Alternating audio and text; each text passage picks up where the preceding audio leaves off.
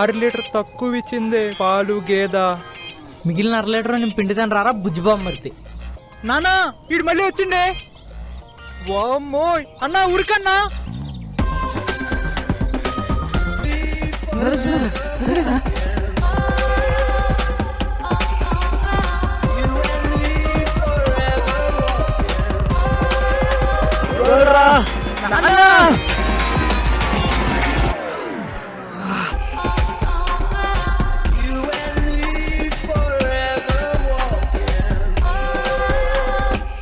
మీ అక్క ఎక్కడరా?